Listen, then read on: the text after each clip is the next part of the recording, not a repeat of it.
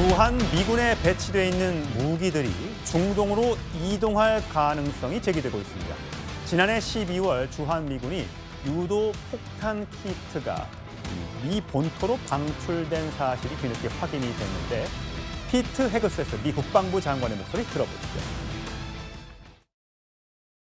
And now, with complete control of the skies, we will be using 500-pound, 1,000-pound, and 2,000-pound GPS and laser-guided precision gravity bombs, of which we have a nearly unlimited stockpile.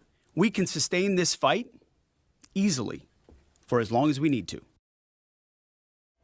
우리는 무제한에 가까운 무기를 확보하고 있다라고 주장을 했습니다만 영원한 건 없는 거죠. 자, 우리 오산 공군 기지로부터 유도 폭탄 키트 1,000여 개가 미국 넬리스 공군기지로 지난해 12월에 건너갔고 지금도 패트리어트 미사일이라든지 에이티킴스 미사일이 어딘가 수송기에 타고 미국 본토로 또는 중동으로 가고 있다는 보도가 계속해서 나오고 있습니다. 문성수 센터장님, 네. 일단 먼저 작년에 넘어갔다고 하는 이 유도 폭탄 키트는 뭡니까? 예, 그러니까 이제 폭탄을 유도하는 그 일정 세트라고 봐야 되겠죠. 그러니까 재래식 폭탄을 유도 폭탄 키트에 장착을 해서 방금 피트 헤그세스 장관이 말했듯이 GPS 또는 레이저로 유도하게 되면 예. 그것은 지금 영공 방공 능력이 무력화된 이란 같은 곳에서는 얼마든지 원하는 목표를 정확하게 정밀 타격할 수 있는 그런 이 무기로서 활용이 가능하다. 그런데 그건 굉장히 그동안 비축된 그 양이 많기 때문에 예. 긴 시간 우리는 전쟁을 할 수 있다라는 그런 얘기거든요. 예. 그러니까 대개 무기들이 보면 통으로 다 이렇게 다 결합되어 있는 게 아니고 다 분해돼서 별도로 보관하고 있다가 쫙 이 조립을 해가지고 이제 사용을 하는데 예. 이 키트 같은 경우도 그런 용도로 만들어진 걸로 알고 있습니다. 예, 사실 저기 되어 있는 C-17, C-5 이런 대형 수송기들이 우리나라에 잘 오지 않는데 결국은 저것이 우리나라에 왔다는 것은 큰 패트리어트 미사일이라든지 큰 우리나라에 주둔해 있는 그런 무기들을 미국 본토를 통해서 중동으로 가지고 가려는 것 아니냐라는 지금 의문을 제기하고 있는 경우가 나오고 있는데, 자, 과거에 주한 미군 사령관이 이렇게 얘기를 했었고 거기에 대해서 오늘 민주당에서 이런 반응이 나왔습니다. 연이어서 들어보시죠. As the UN commander, I was very upset about having to move the Patriots. As the CFC commander, I was very upset about having to move the Patriot. But as the U.S. Forces Korea commander, I took the order from my Secretary of Defense and I moved those Patriots. 이란 사태를 보면서 우리가 방공 패트리엇이나 사드를 뺀다, 지대지 미스를 뺀다 이런 얘기를 하잖아요. 군은요 항상 작전 환경 평가를 합니다. 그래서 보완이 될 것이냐, 보완이 되지 않으면 뺄 수가 없습니다. 대한민국 국군 그리고 전력의 수준이 재래식에 대해서는 독자적으로 방어할 수 있는 능력을 갖췄습니다. 예, 문성구 센터장님. 네. 사실 우리 국민들이 걱정하는 건 중동 사태가 격화되면 주한 미군이 혹시 중동으로 가는 것 아니냐? 주한 미군에 있는 어떤 그 미사일이나 사드 같은 요격 무기들이 중동으로 가면 북한이 그걸 노리고 혹시 호시탐탐 우리 남쪽을 겨냥하는 것 아니냐 이런 걱정이거든요. 이게 가능한 겁니까? 예, 그건 일반 국민들은 얼마든지 걱정할 수 있는 것이고요.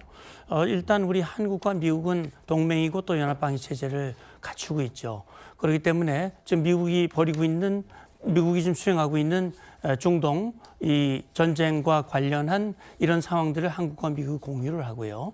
근데 이제 결국 작년에도 그 12일 이란 포격을 하는 그 미드나잇 작전에서도 우리 주한미군 패트리엇 포대 8개 중에 2개 포대가 이동을 했다가 돌아온 그런 전례가 있거든요. 나갔다가 다시 돌아올 수 있는 그렇죠. 거죠. 네. 그렇기 때문에 만약에 주한미군 지상군이 갈 가능성은 저는 거의 없다고 봅니다. 왜냐하면 지금 지상전을 수행하겠다는 그런 미국의 의지가 분명치 않기 때문에 그렇게 또 상황이 오래 갈 것 같지는 않고요. 그런 차원에서 보면 일부 방공 무기라든지 타격하기 위한 에이테킴스라든지 일부가 갈 가능성은 좀 있다고 봅니다. 그러나 그걸 간다 하더라도 그 가는 과정에서 공백이 발생하지 않기 위한 그런 한미 간의 협의가 있을 겁니다. 예. 지금 이제 최근 미국이 발표한 국방 전략에 보면 대한민국은 자체 방위를 위한 역량을 충분히 가지고 있고 네. 앞으로 또 역할과 책임을 다해야 된다라는 얘기를 했는데 우리도 사실 이런 상황이 벌어질 가능성에 대비한 그런 우리 대비 태세를 갖추고 있어야 되거든요.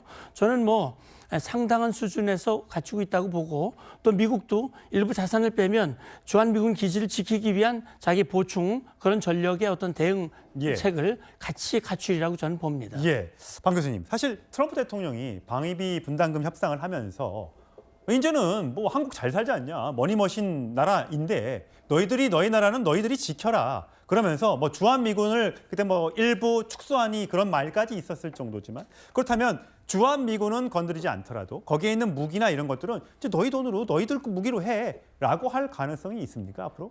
그러한 내용을 사실은 이제 주문한 것이 국방 전략서에 나와 있는 것이죠. 재래식 방어에서 한국이 주요한 역할을 하라. 그게 나오고 콜비 국방 전쟁부 차관도 계속 그런 주문을 계속 하고 있어요. 그리고 우리나라가 GDP 대비 국방비를 이제 더 지금보다 이제 올리기로 했기 때문에 그것을 이제 그쪽으로 투입하려고 하는 정책화가 사실은 진행 중이고요. 예.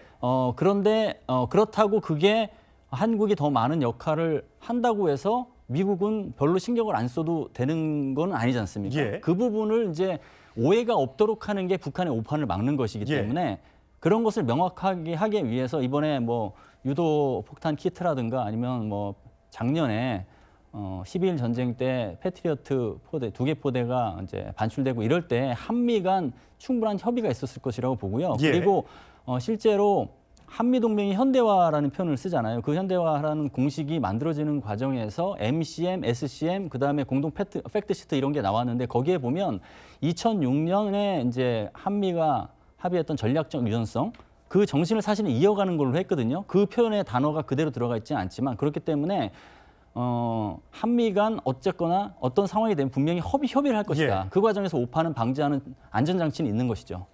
예. 자, 절대 우리 국방에 빈틈이 있어서는 안 되겠습니다. 예.